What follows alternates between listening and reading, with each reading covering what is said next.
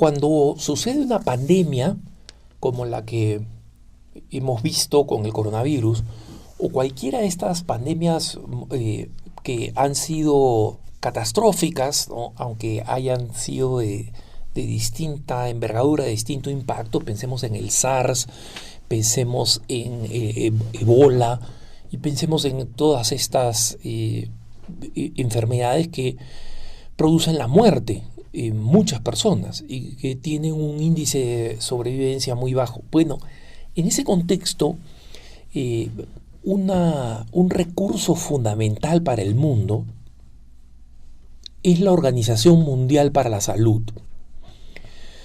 Y en consecuencia, cuando nosotros vemos esta organización que forma parte de las Naciones Unidas, esta división de las Naciones Unidas, estamos esperando, obviamente, tremendo profesionalismo y una preocupación por aquellas cosas que tienen que ver con la salud, ¿no? Y específicamente, la Organización Mundial de la Salud es para la salud física, ¿no? Nadie está esperando de la Organización Mundial de la Salud que dé recomendaciones espirituales, ¿no? De cómo mejorar, cómo sobrevivir. No.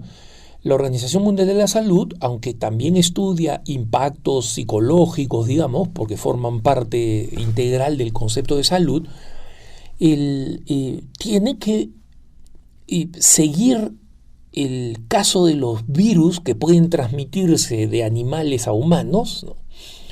Y tienen que seguir cómo procede esta enfermedad, cómo se transmite, y luego tiene que investigar cómo la población se puede inmunizar, si es de manera natural o si tiene que ser por medio de una vacuna, ¿no? Ese es el trabajo de la Organización Mundial de la Salud.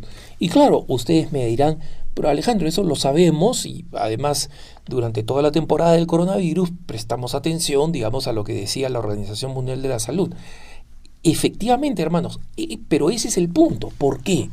Porque durante la pandemia, en medio de la pandemia, la Oficina Regional para Europa de la Organización Mundial de la Salud, que está en Colonia, en Alemania, ¿no? La oficina regional, en media pandemia, publicó un manual de la nada, sin que nadie les pidiera, ¿no? Cuando el mundo quiere que la Organización Mundial de la Salud esté dispuesta, digamos, a combatir una epidemia, un documento llamado Estándares de Educación Sexual para Europa. Y miren, hermanos, si alguno de ustedes está escuchando este punto de vista con niños cerca, por favor, hagan una pausa y retómenlo un poco después, o digamos, hagan que los niños se entretengan con otras cosas por ahora, porque voy a citar este documento.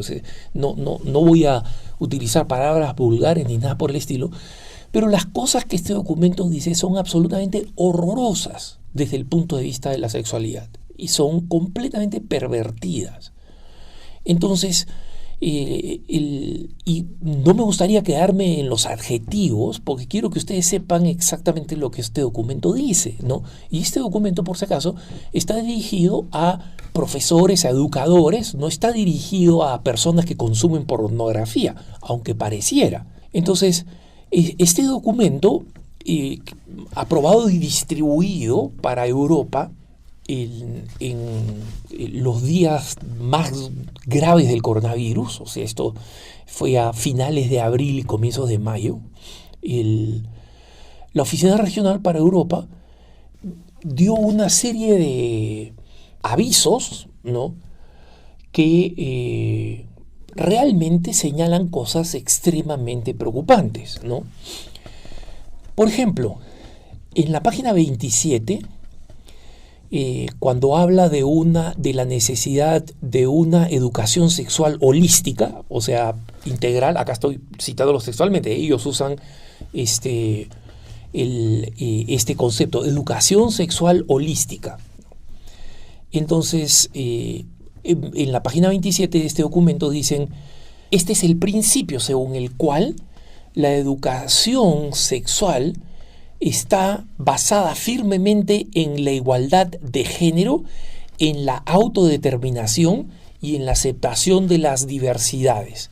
¿Qué es lo que está diciendo? Está popularizando, masivizando, insistiendo en el mito absurdo de que existen numerosos géneros y que estos géneros son elegidos por la persona independientemente de su sexualidad real. Entonces, hermanos, yo entiendo que existan ideólogos que creen en esto, ¿no? El movimiento LGBT piensa esto, el movimiento trans piensa esto, pero esa es una ideología, eso no debería ser programado, propalado por la Organización Mundial de la Salud, por la Organización Mundial de la Salud, que tendría que tener exclusivamente médicos.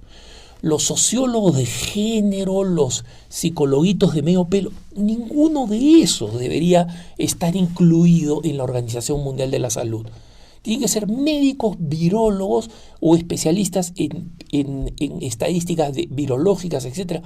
No estos ideólogos pagados con tu dinero y con mi dinero, porque la contribución de nuestros países a la Organización Mundial de la Salud para que funcione es una contribución que sale de nuestros impuestos.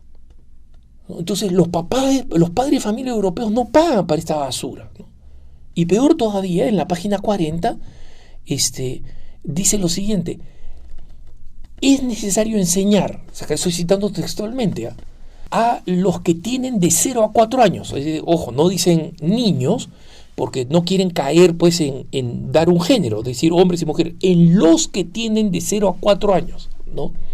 Hay que enseñarles el disfrute y el placer de tocar el propio cuerpo, es decir, la masturbación infantil temprana. No estoy inventando esto. Early childhood masturbation, ¿no? O sea, la masturbación infantil temprana. De 0 a 4 años, hermanos. ¿Qué dicen los que tienen niños o han tenido niños de 0 a 4 años? ¿Qué opinan de esto? Entonces, ¿qué hace la Organización Mundial de la Salud programando esto?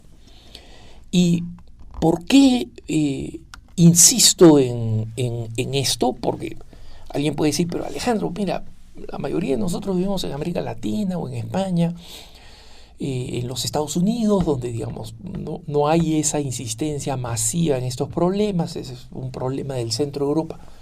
De acuerdo, hermanos, y es poco simpático, y no es que me alegre hablar de estas cosas, pero la razón por la cual me parece importante que compartamos y conozcamos de estas políticas es para que veamos cómo organizaciones que deberían ser esencialmente dirigidas a responder a problemas específicos a nivel internacional han sido copadas y controladas por la ideología de género de forma completa.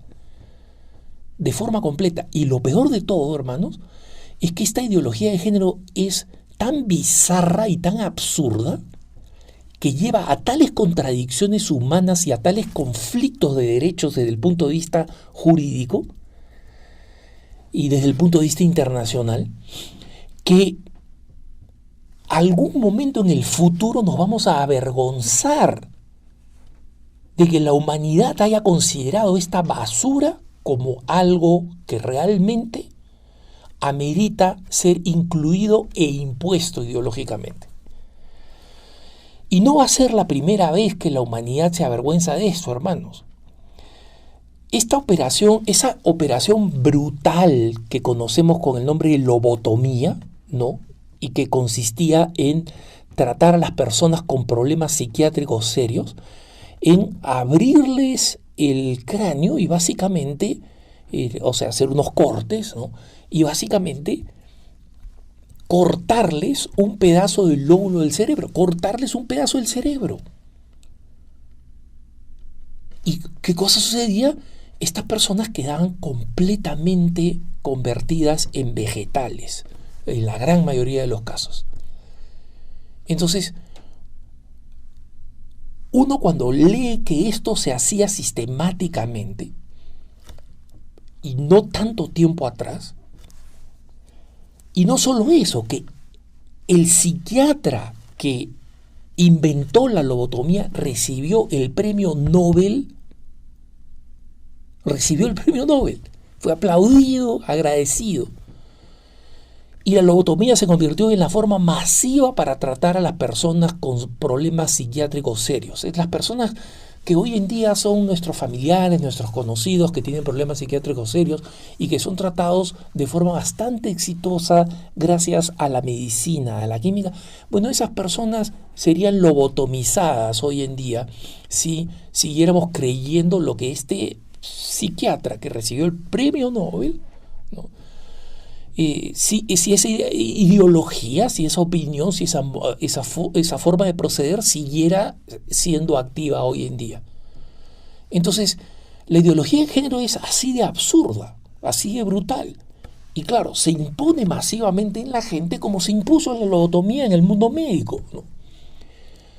Y en consecuencia, nosotros sabemos que la UNICEF, es decir, el Centro de las Naciones Unidas, la Organización de las Naciones Unidas para la Infancia, ¿no?, que debe cuidar a los niños, promueve el aborto. ¿Por qué? Porque meten la ideología donde no debería estar.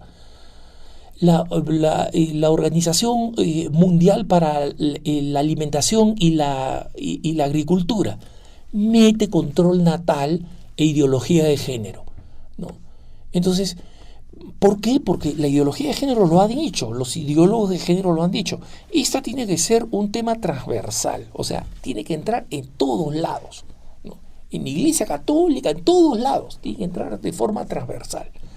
Entonces, estás hablando de alimento, género y aborto, tienes que meterlo. Estás hablando de los niños, de la sobrevivencia de niños, género y aborto. Estás hablando de la salud.